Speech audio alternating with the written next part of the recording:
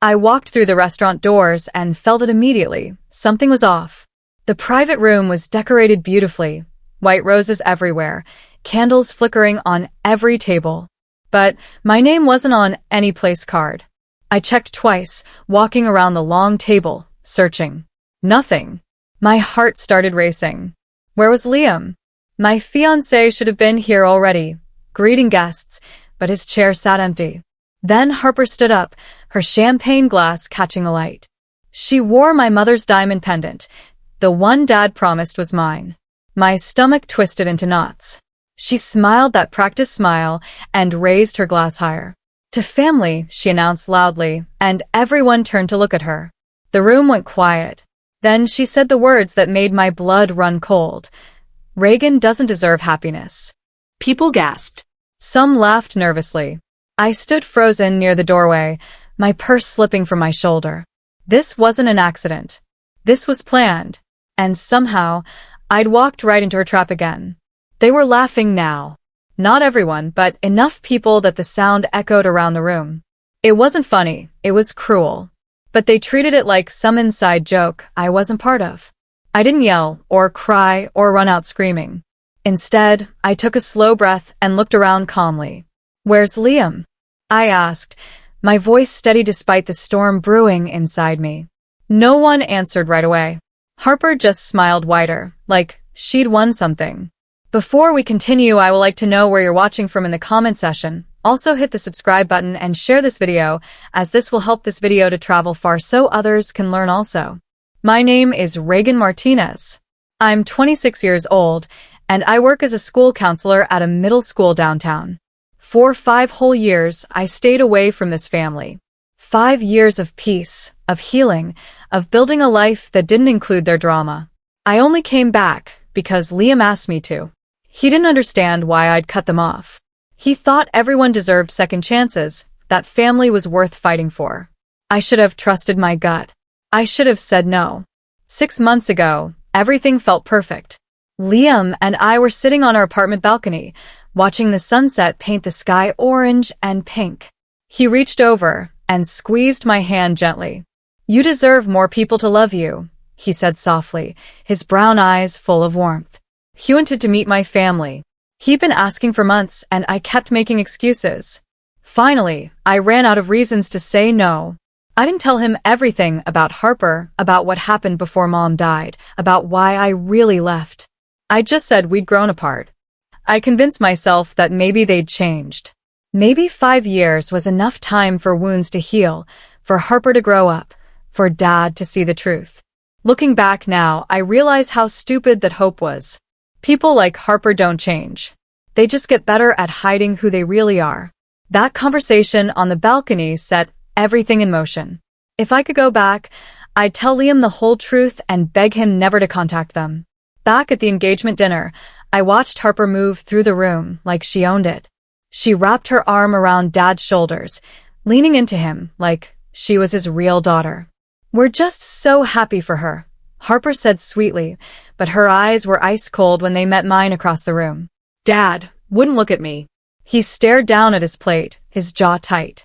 My stepmother, Patricia, stood beside him with this satisfied grin on her face, the same look she used to give me when I was younger and got in trouble for things Harper did. They'd helped her plan this. I knew it now. This wasn't just Harper being cruel on her own. This was a family effort to humiliate me, to remind me that I didn't belong here, that I never did. The air felt thick and hard to breathe. I needed to get out of this room before I broke down completely. But first, I needed answers. I excused myself quietly, slipping out into the hallway near the bathrooms. My hands shook as I pulled out my phone and dialed Liam's number. It rang and rang, then went to voicemail. "Are you okay?" I texted quickly, my thumbs flying over the screen. "Where are you? Please answer me." I hit send and waited, staring at the screen. A few seconds later, I saw movement through the doorway. Harper's phone lit up on the table where she'd left it. My message appeared on her screen. My heart stopped. She was holding his phone. She'd had it this whole time. Harper glanced toward the hallway, saw me standing there, and picked up both phones. She looked right at me and smiled, not a friendly smile, but a victory smile. She knew I'd seen it. She wanted me to know. I didn't say a word. I just turned around, walked straight to the exit, and left. I could hear people calling after me, but I didn't stop. I couldn't stay in that room another second. My mind raced back 8 years to my high school graduation party. I was 18, about to start at Columbia University on a full scholarship. Mom had been so proud. She'd helped me fill out every application, edited every essay. The acceptance letter came in this beautiful folder, and I'd kept it displayed on my dresser. Harper was 15 then, still living at home, still playing the role of sweet stepsister. During my party, she accidentally knocked over her glass of red wine. It splashed all over the acceptance letter, staining it beyond repair. I remember standing there in shock, watching the ink bleed and blur. Dad laughed it off. "She's just jealous," he said, pulling Harper into a side hug while I stood there with wine dripping from my hands. "You're overreacting, Reagan. It's just paper. You already got in."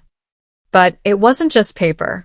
It was proof that I'd earned something on my own, something Harper couldn't take. Looking back now, that wasn't jealousy. That was a warning of what was coming. 2 years after that graduation party, I finally cut them all off.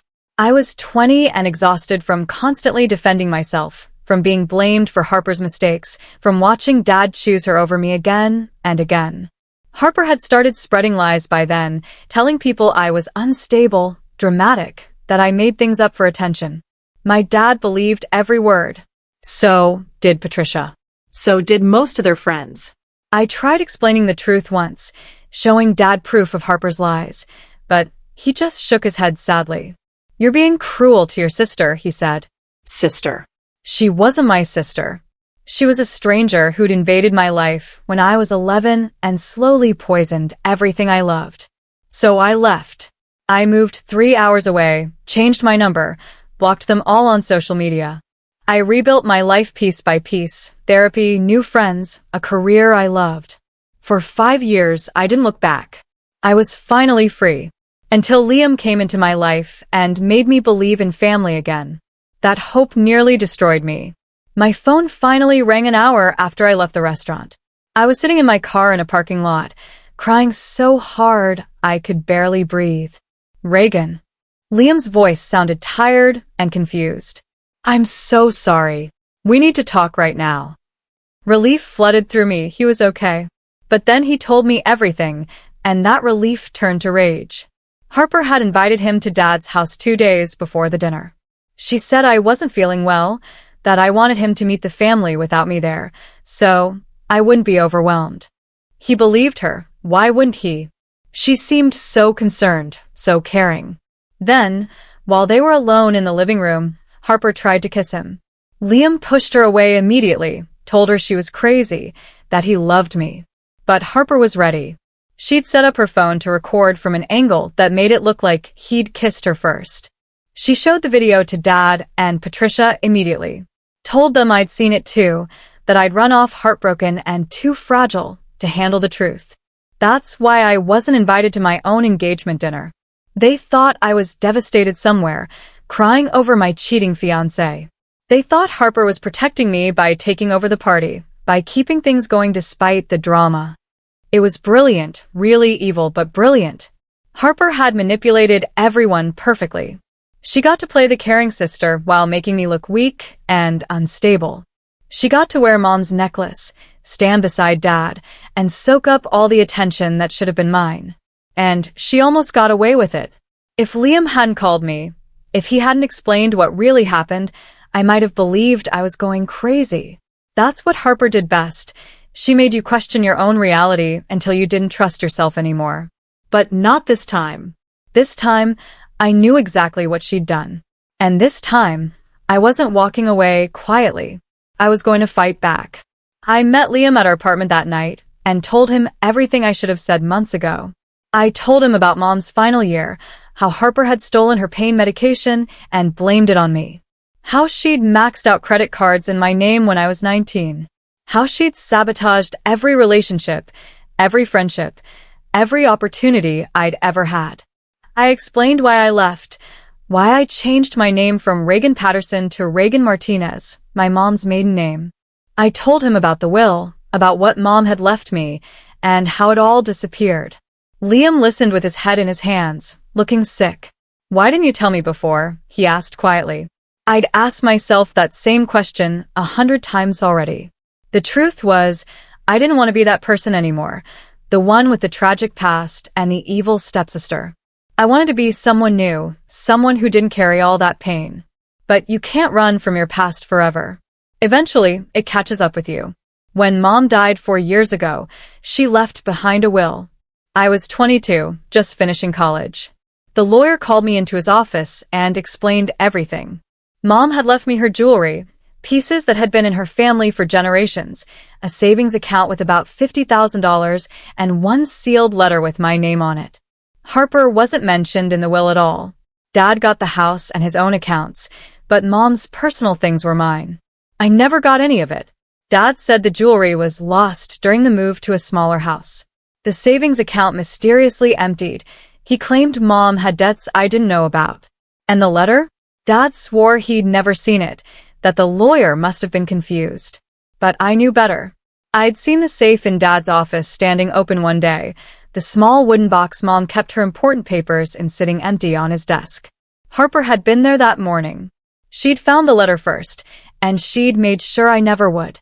3 days after the ruined engagement dinner, I drove to Dad's house alone. I didn't call first. I didn't want to give them time to prepare excuses. Dad opened the door looking confused and annoyed. "Reagan? What are you doing here?" His voice was cold, like I was a stranger bothering him. I pushed past him into the house. Everything looked the same beige walls, the same family photos where Harper slowly replaced me year by year. "I want the letter," I said firmly, standing in the middle of the living room. "The one Mom left me in her will." Dad's face went pale, then red. "I told you years ago, there was no letter." But his eyes flickered toward his office door. I walked straight there and he didn't stop me. The safe was built into the wall behind a painting. I knew the combination. Mom's birthday. The same code she'd used for everything. Dad followed me, protesting weakly, but I ignored him. I opened the safe. Empty. The box was gone. Everything was gone. I turned to look at him, and the guilt on his face told me everything I needed to know. Harper came home 20 minutes later and found me standing in the living room with Dad. She froze in the doorway, her confident mask slipping for just a second. I didn't raise my voice. I didn't need to. "I know you read it," I said calmly, looking straight at her. "The letter Mom left me. I know you took it." Her face changed. The fake sweetness melted away, replaced by something ugly and defensive. "It wasn't just for you," she snapped back. "She loved me too. She wrote about me too." I felt something break inside my chest. So it was true. She'd read my mother's final words to me, words that were supposed to be private, sacred. "What did it say?" I asked, my voice barely a whisper now. Harper's jaw tightened. She looked at Dad, then back at me. "It said you were weak. That I was stronger. That you'd never survive without your family protecting you." She was lying. I could see it in her eyes. Mom would never write something like that. But Harper had burned or destroyed the letter years ago, so I'd never know the real words. Then Dad spoke up quietly from behind me. "It warned her about you, Harper. It told Reagan to walk away from us because you'd try to destroy her." The room went silent. Harper's face turned white. So he'd read it too. They both had. And they'd kept it for me anyway. I left Dad's house that day and didn't look back. But I didn't run away this time. I had a plan. Liam and I talked for hours that night, sitting at our kitchen table with notebooks and laptops spread everywhere. We decided to move our wedding up.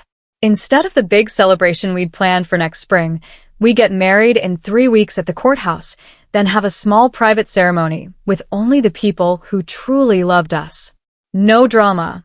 No fake family obligations. Just real, honest love. Harper thought she'd won by ruining the engagement dinner. She thought I'd crawl away hurt and defeated like I always had before. But she'd miscalculated this time. I wasn't the same scared 20-year-old who'd fled 5 years ago. I'd built myself back up, brick by brick. I had a career, real friends, a partner who believed me. Harper had taken so much from me over the years, but she couldn't take my future. We sent out new invitations, simple cards with just the date and location. We hand-delivered them to my mom's side of the family, to our closest friends, to people who'd actually supported us. Harper's name wasn't on any list. Neither was Dad's. Neither was Patricia's. This wedding would be ours, untouched by their poison. While planning the wedding, I did something I should have done years ago. I contacted my godfather, James Chin. He'd been Mom's lawyer and closest friend since college. After she died, he tried to help me with the will, but I'd been too overwhelmed with grief to push back when things went missing. Now, I called him and explained everything. James went quiet on the phone. "Reagan, I need to check something. Can you come to my office tomorrow?" I met him the next afternoon in his downtown firm. He had files spread across his desk, old documents I'd never seen before. "Harper used your identity," he said carefully, sliding papers toward me. "She took out student loans in your name when you were 19. About $60,000 total. You never received the money she did. That's why your credit score tanked, why you had trouble getting approved for that apartment last year." I stared at the documents, my hands shaking.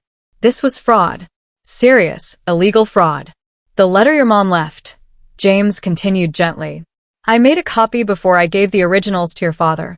I'm not supposed to have it, but I knew something felt wrong. Do you want to read it now?" James handed me a manila envelope, and I opened it with trembling fingers. Inside was Mom's handwriting, shaky from the illness, but still clearly hers.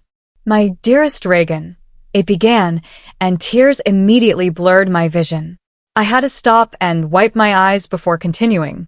The letter was 3 pages long. Mom wrote about how proud she was of me, how strong and kind I'd grown up to be. Then, in the second page, her tone shifted. "I need to warn you about Harper. I've watched her carefully these past few years, and I see things your father refuses to see. She's manipulative and jealous. She will try to destroy you after I'm gone. She'll turn your father against you, take things that belong to you, and make you question your own reality. Please, Reagan, walk away if you need to.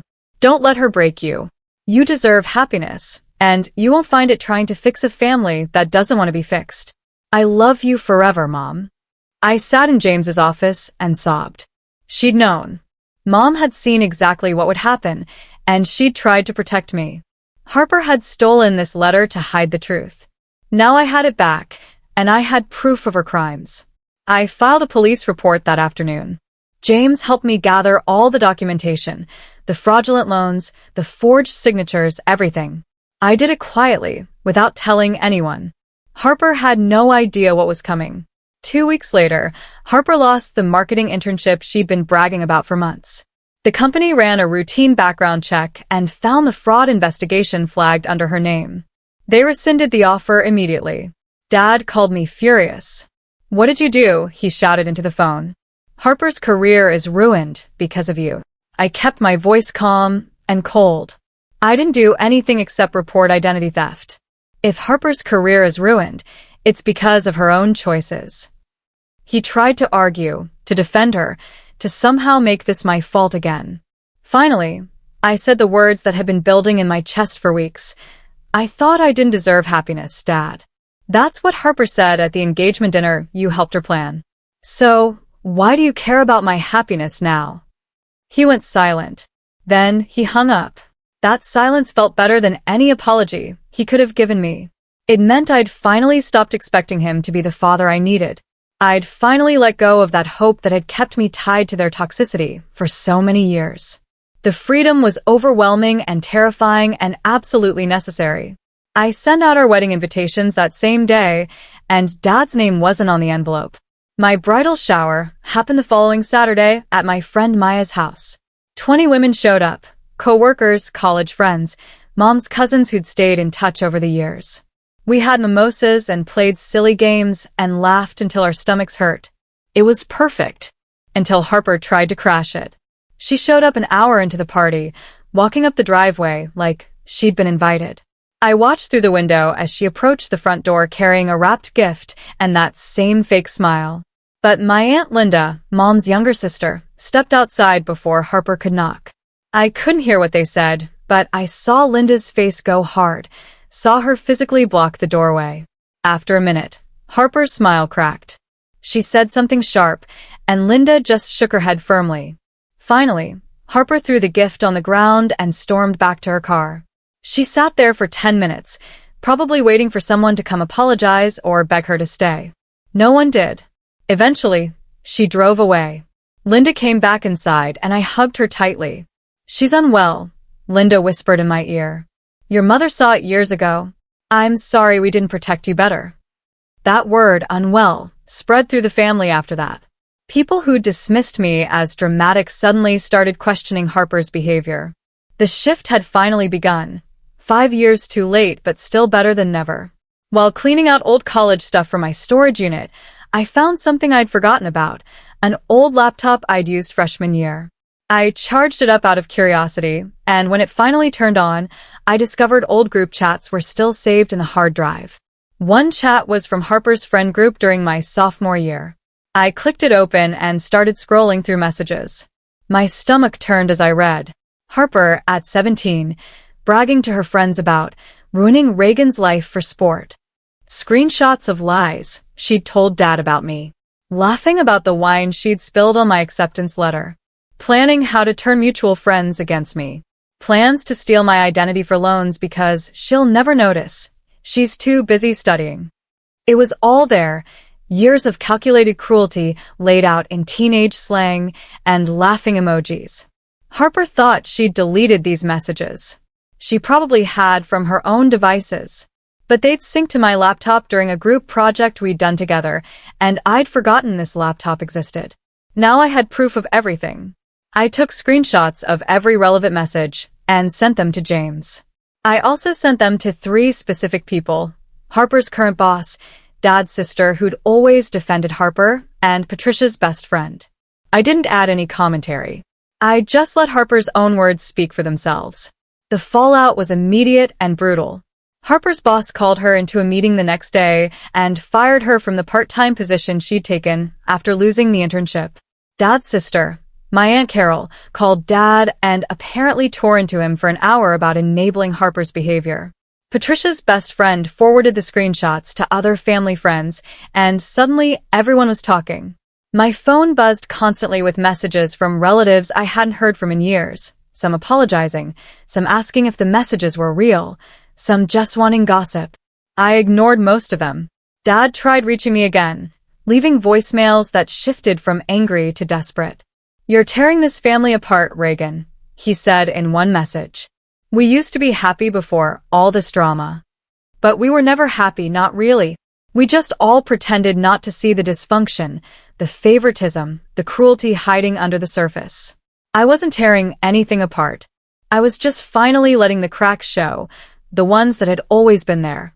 Dad called Liam next, trying to go around me. "She's being vindictive," he told my fiancé. "This isn't like her. She used to be so sweet." Liam's response was perfect. "No, she's finally standing up for herself. And I'm proud of her." Then he hung up.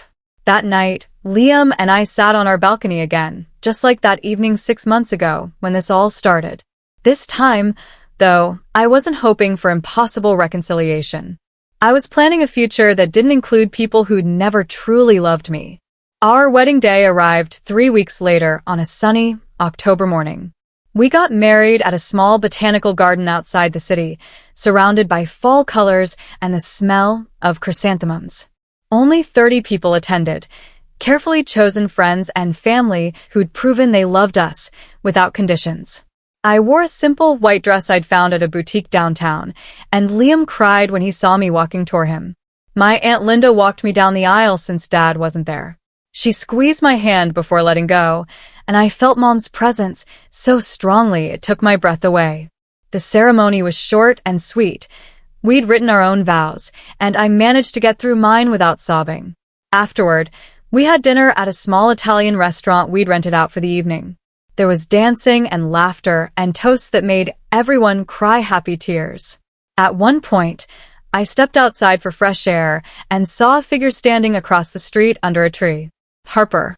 She was wearing a black coat, her hair wet from the light rain that had started falling.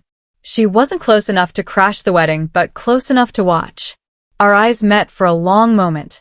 I didn't feel anger or triumph, just a quiet, sad certainty that she'd never understand what she'd lost by choosing cruelty over connection. Then I turned around and went back inside to my husband and our chosen family. I didn't look back again. 2 days after the wedding, an envelope appeared in our apartment mailbox. No return address, but I recognized Harper's handwriting immediately. Liam wanted to throw it away, but I needed to know what she'd say. Inside was a single page, written in Harper's neat cursive. Reagan, I'm sorry you felt hurt by my actions.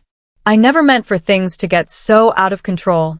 I hope you can find it in your heart to forgive me someday. We're still family no matter what. Love, Harper. I read it twice, looking for genuine remorse. It wasn't there. I'm sorry you felt hurt, not I'm sorry I hurt you. She couldn't even take real responsibility in a private letter. It was manipulation disguised as an apology, one last attempt to make me feel guilty for protecting myself.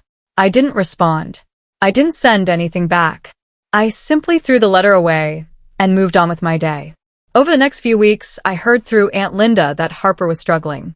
She'd lost her job, lost her internship, and most of her friends had distanced themselves after the screenshots went public. She was still living with Dad and Patricia, but the house was tense. Without me to blame for everything, they'd started turning on each other. Harper was unraveling, and for once, she had no one to catch her fall. I felt a strange mixture of satisfaction and sadness about it. 3 months after the wedding, I finally met with Dad one last time. He'd been calling weekly, leaving messages that slowly shifted from defensive to desperate to genuinely remorseful. Liam thought I should ignore him completely, but I needed closure. We met at a neutral coffee shop downtown. Dad looked older than I remembered, more gray hair, deeper lines around his eyes. He started with excuses, trying to explain why he believed Harper, why he'd chosen her over me again and again. I let him talk for a while, then I pulled out copies of everything. The letter from Mom, the loan documents, the screenshots of Harper's messages. I laid them on the table between us like evidence in a trial. Dad read through it all with shaking hands. When he finished, he looked up at me with tears streaming down his face. I didn't know, he whispered. I swear I didn't know it was this bad. But that was a lie. Mom's letter proved he'd known about Harper's behavior. He'd just chosen not to see it because acknowledging the truth would have meant admitting he'd failed me. I can't fix this, can I? He asked quietly. I shook my head. No, Dad. You can't. I stood up to leave, and he grabbed my hand desperately. Please, Reagan. You're my daughter. I love you. I pulled my hand back gently, but firmly. Love isn't enough when it comes with conditions.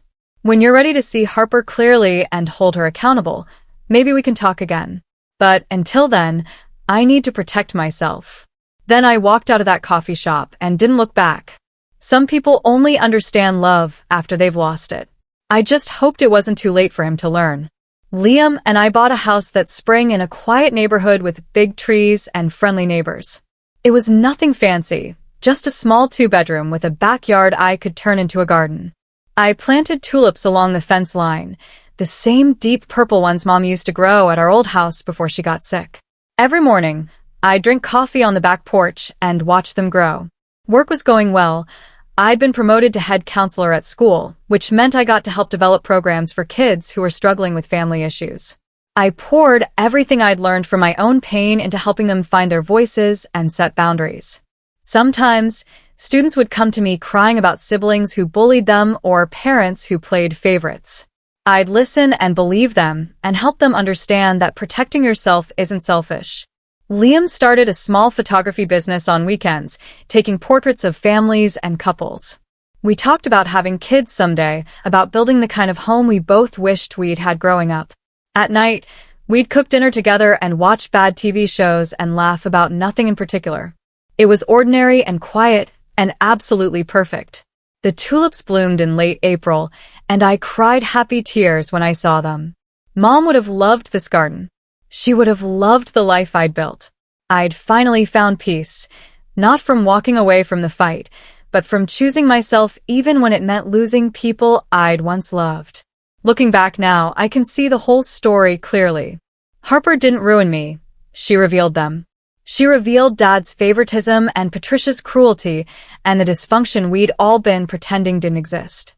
By trying to destroy me, she accidentally freed me. I learned that family isn't just blood, it's the people who show up when you're broken and help you heal. It's Aunt Linda blocking the door at my bridal shower. It's Liam believing me when I told him the truth. It's my coworkers who became friends, who listened to my story without judgment. Harper thought she could make me small by taking everything away. But you can't take someone's worth. That comes from inside, from knowing who you are when everything else falls apart. I walked out of the fire they built around me, and I came out stronger on the other side. Some of us don't need revenge, because we understand that the best response to cruelty is building a life so full of genuine love that there's no room for toxic people anymore. That's what I did. I planted my garden. I loved my husband. I helped kids find their strength. And I finally stopped waiting for my family to change. Because the truth is, I didn't need them to. I just needed to save myself. And once I did that, once I chose freedom over false peace, everything else fell into place. Harper can keep the pendant, the lies, the empty victory. I got something better. I got myself back.